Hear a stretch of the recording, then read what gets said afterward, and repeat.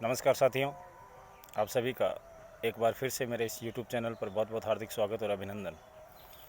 साथियों, आज मैं आपके सामने हिंदुस्तान के जेम्स बॉन्ड कहे जाने वाले राष्ट्रीय सुरक्षा सलाहकार अजीत डोभाल के किस्से और उनकी जासूसी की दुनिया के अनछुए राज आज मैं आप सभी के सामने लेकर आया हूँ। आप सभी से मेरा निवेदन है कि इस एपिसोड को आप अपना थोड़ा वक्त निकाल कर आप भी सुने और अपने बच्चों को भी सुनाएं, जिससे वो आने वाले जीवन में अपने भविष्य के लिए उन्हें योजनाएं बनाने में ज़रूर सफलता मिलेगी। और आज का एपिसोड बहुत रोमांचित होने वाला है, तो आइए अब शुरू करते हैं।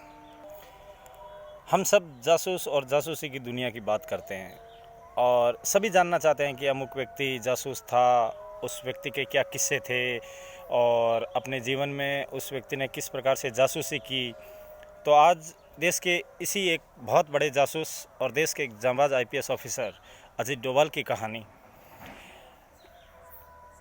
अपनी 37 साल की पुलिसिया नौकरी, जिसमें मात्र 7 साल तक उन्होंने वर्दी पहनी, 37 में से सिर्फ 7 साल तक उन्होंने वर्दी पहनी और 30 साल जासूसी की दुनिया में गुमनाम में रहे।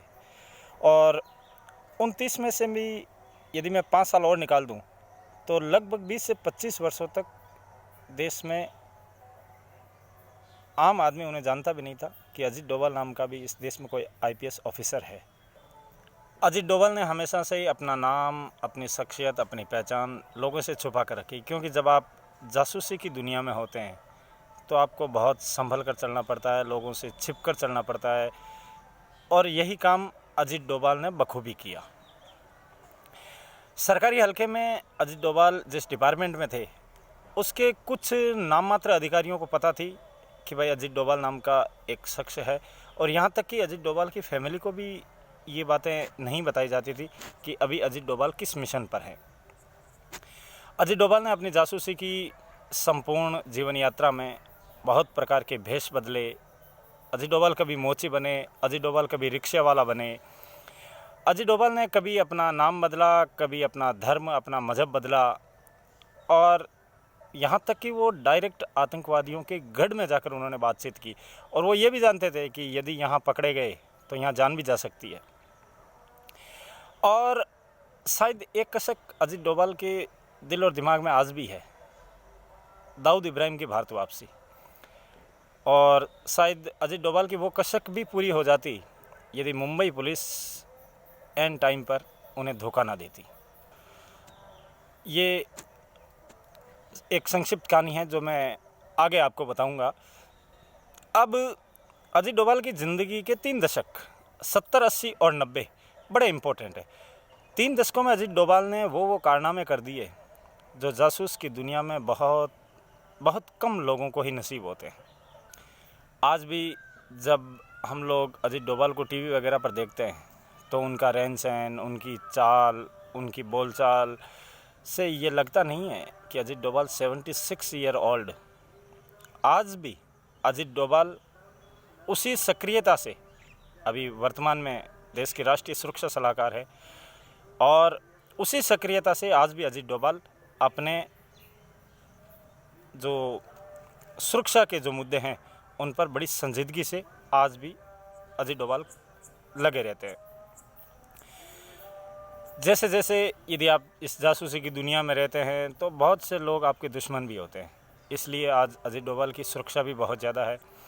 और आज अजीत डोभाल के पास एक भारत की केंद्र सरकार का जो केंद्रीय जो मिनिस्टर होता है, कैबिनेट मिनिस्टर, उस मिनिस्टर का आज भी अजीत डोभाल को एक दर्जा प्राप्त है। और सबसे बड़ी बात, देश के प्रधानमंत्री नरेंद्र मोदी के बड़े विश्वस्त माने जाते हैं। 20 जनवरी 1945 को उत्तराखंड में गिरी बनेंसियो एक जगह है जो कि अपने एक ज़िला है पौड़ी गढ़वाल, वहाँ अजीत डोभाल का मेजर जीएन डोभाल इनके फादर है, उनके घर अजीत डोभाल का जन्म होता है। शुरुआती स्कूली पढ़ाई अजमेर की मिलिट्री स्कूल में होती है। उसके बाद मास्टर्स की डिग्री उन्होंने आगरा यूनिवर्सिटी से ली। उसके बाद आगरा यूनिवर्सिटी से इकोनॉमिक्स में मास्टर करने के बाद, ये 1966 की बात है, 1966, उससे एक साल बाद 1967 में, सन 1967 में अजित डोभाल यूपीएससी की परीक्षा में बैठते हैं और अजित डोभाल यूपीएससी परीक्षा के अपने पहले ही अटेम्प्ट में उत्तीर्ण कर जाते हैं और आईपीएस बनकर भारत के साउथ में एक राज्य है केरल, वहाँ का कैडर अजित डोभाल को अलॉट किया जाता है। तो अभी उन्होंने अपनी सर्विस शुरू ही की है, लेकिन अब तक उनके पास 4 राज्यों का अनुभव हो गया। उत्तराखंड में जन्म हुआ, राजस्थान में शुरुआती पढ़ाई हुई, आगरा उत्तर प्रदेश में उन्होंने उच्च शिक्षा प्राप्त की और अब एक आईपीएस के रूप में भारत के एक और राज्य केरल में जाकर इनकी अब वहाँ पर उन्होंने सर्विस आरंभ की। अब सबसे पहले इन्हें वहाँ एक एएसपी के रूप में इन्होंने अपनी आईपीएस की सेवाएं शुरू की। 28 दिसंबर 1971 की बात है। वहाँ केरल में एक ज़िला है, ज़िले का नाम है कुन्नूर, और वहाँ एक जगह है, जगह का नाम है थलासेरी। वहाँ हिंदू मुस्लिमों के बीच में कुछ आपसी सांप्रदायिक माहौल, जो सद्भावना है, वो इस मुकाम तक पहुँच गई और हिंदू मुस्लिमों के बीच में बहुत ज़बरदस्त संघर्ष छिड़ गया। वहाँ उस समय हमारे होम मिनिस्टर, देश के होम मिनिस्टर थे करुणाकरन। तो और अभी अजित डोभाल को सर्विस में गए मुश्किल से साल 1.5 साल का समय हुआ था, लेकिन 1-1.5 वर्ष के समय के दौरान ही अजित डोभाल ने आम आदमी और अपने विभाग के आम अधिकारी को ये महसूस करवा दिया कि ये जो यंग लड़का है ये बहुत दूर तक जाएगा। तो अजित डोभाल की उस संवेदनशील एरिया में अजित डोभाल को भेजा गया कि भाई अब आप जाइए और वहाँ ये जो विवाद है, ये जो इतना भारी मात्रा में जो सांप्रदायिक सौहार्द जो बिगड़ा है, उसे आपको ठीक करना है। और अजित डोभाल अपने उस बताए गए उस स्थान थलासेरी पहुँचते हैं और वहाँ जाकर उन्होंने सबसे पहली चीज़ जो की, वो जो दंगाइयों का जो क्षेत्र था, उस क्षेत्र में अजित डोभाल खुलेआम घूमे और घूम कर उन्होंने उन दंगाइयों को पहचानना शुरू किया और इन्हें एक एक करके जीरो इन करना शुरू किया और सभी को अरेस्ट किया। फिर जैसे ही सभी को अरेस्ट किया, अरेस्ट करके उनके पास जो लूटा हुआ जो माल था, वो माल उन्होंने उन दंगाइयों से बरामद किया और स्वयं साथ में जाकर जिन जिन लोगों का माल लूटा था, उन लोगों को वो सारा का सारा माल वापस लौटाया। मात्र 2 दिन का समय लगा और अजित डोभाल ने उस पूरे घटनाक्रम का संपूर्ण रूप से पटाक्षेप कर दिया। अब अजित डोभाल एक हीरो बनकर उभरे। अजित डोभाल की इस सक्सेस के जो बातें थी वो दिल्ली तक पहुंची और फिर 1972 में दिल्ली में इन्हें सेंट्रल सर्विसेज के लिए दिल्ली भेज दिया गया और वहाँ इनकी नियुक्ति आईबी इंटेलिजेंस ब्यूरो में दे दी गई और यहीं से अजित डोभाल की जासूसी की दुनिया आरंभ होती है। अजित डोभाल का शुरुआत से जो शौक़ था एक जासूस, और जब आप इंटेलिजेंस ब्यूरो में होते हैं, गुप्तचर विभाग जो होता है, उसमें अजित डोभाल की अब ज्वाइनिंग दे दी गई और यहीं से अजित डोभाल की जासूसी की दुनिया के वो कारनामे जो शायद हिंदुस्तान ही नहीं विश्व में बहुत बिरले लोग होंगे जिन्होंने इस प्रकार की सफलता हासिल की है। अब नॉर्थ ईस्ट में मिज़ोरम जो राज्य है, मिज़ोरम राज्य में मिज़ो नेशनल फ्रंट यानी मिज़ो आर्मी, उसका जो नेता था लाल डेंगा। आपने बहुत से लोगों ने नाम भी सुना होगा, जो लाल डेंगा आगे जाकर मिज़ोरम का मुख्यमंत्री भी बना। लाल डेंगा की अगुवाई में अलग मिज़ोरम राज्य, अलग मिज़ोरम देश की मांग को लेकर बहुत भारी मात्रा में दंगे फैल गए और ये दंगे इस स्तर तक फैले कि एक बहुत सीनियर आईपीएस ऑफिसर का उन दंगाइयों ने वहाँ मार गिराया। जब एक सीनियर आईपीएस ऑफिसर की मौत हुई तो हर तरफ हड़कंप मचा और फिर आईपीएस ऑफिसर की वहाँ भेजने की जो बात थी, तो सभी जो सीनियर अफसर थे वो अपने आप को उस जगह से बचाने लगे। उस क्षेत्र में अब जाने के लिए कोई तैयार नहीं था और इत्तेफाक की बात यह है कि इस घटना से, जब ये मिज़ो नेशनल फ्रंट का जो आंदोलन चल रहा था, उससे मात्र 7 या 8 महीने पहले अजित डोभाल की शादी हुई थी। अब लेकिन ऐसे वक्त में अजीत डोभाल ने आगे होकर सरकार को अपना नाम दिया और वहाँ जाने की इच्छा जताई।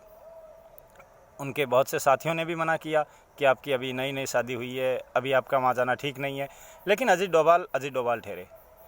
अजीत डोभाल ने सरकार को मनाया और अब अगले 5 साल के लिए अजीत डोभाल की नियुक्ति मिजोरम दे दी गई। अब अजीत डोभाल ने ज़मीन पर उतरकर ज़मीन पर अपना जो नेटवर्क था वो फैलाना शुरू किया। अजीत डोभाल ने एक एक करके वहाँ जो दंगाई थे और जो लाल डेंगा था, उस लाल डेंगा की एक सबसे बड़ी ताकत थी, उसके पास 7 टॉप मोस्ट उसके जो सिपह सलार थे, जिसको अपन कमांडर बोल सकते हैं। तो लाल डेंगा के सपोर्ट में लाल डेंगा जिन लोगों के बल पर अपना संपूर्ण शक्ति प्रदर्शन कर रहा था, तो लाल डेंगा के 7 टॉप मोस्ट कमांडर थे। अब लाल डेंगा ने एक एक करके लाल डेंगा के 7 में से 6 कमांडरों को बातचीत के ज़रिए उनका ब्रेन वॉश करके अपनी तरफ मिला लिया।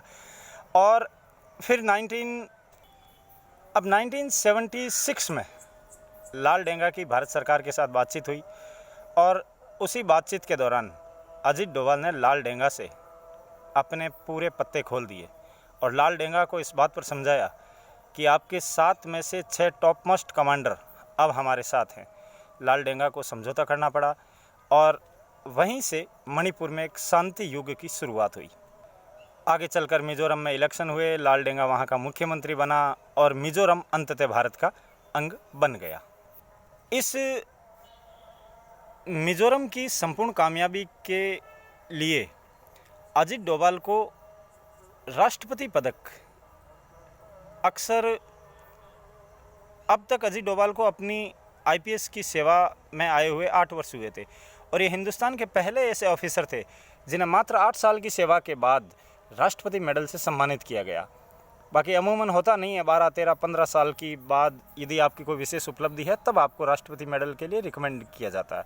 लेकिन देश के ये एकमात्र आईपीएस ऑफिसर है जिन्हें मात्र 8 साल की सेवा के बाद इन्हें राष्ट्रपति मेडल से सम्मानित किया गया। अब जैसे ही मिजोरम की संपूर्ण घटना समाप्त हुई, वहीं नॉर्थ ईस्ट में एक और राज्य है सिक्किम। सिक्किम में भी कुछ इसी प्रकार की हलचल होना शुरू हुई। अजीत डोभाल को सिक्किम भेजा गया और अजीत डोभाल ने अपने विवेक से सिक्किम में भी संपूर्ण घटना का हल निकालकर सिक्किम को भी भारत का अंग बनाया। तो अब तक अजीत डोभाल भारतीय राजनीति में और भारतीय ऑफिसर में बहुत लोकप्रिय हो चुके थे। अब 80 का दौर आ चुका था। 80 के दौर में पंजाब में खालिस्तान की मांग उठने लगी। जर्नैल सिंह भिंडरवाला एक अपने अलग खालिस्तान की मांग करने लगा और ये चीज़ ऑन रिकॉर्ड तो कहीं नहीं है, लेकिन बताया जाता है कि जब 84 में ऑपरेशन ब्लू स्टार चलाया गया, उस ऑपरेशन ब्लू स्टार में अगर सबसे ज़्यादा दिमाग अगर किसी आदमी की उपस्थित थी तो इस ऑपरेशन को सक्सेस करने में तो वो अजीत डोभाल ही थे। 84 में इंदिरा गांधी की मृत्यु हुई। 84 के बाद लगभग 4 साल बाद स्वर्ण मंदिर पर जब वहाँ के स्थानीय वो जो लोग थे खालिस्तानी, उन्होंने स्वर्ण मंदिर पर अधिकार कर लिया और वहाँ पर एक ऑपरेशन चलाया गया, ऑपरेशन ब्लैक थंडर। अब ऑपरेशन ब्लैक थंडर समस्या ये थी कि सारे के सारे हथियारबंद लोग स्वर्ण मंदिर के अंदर थे।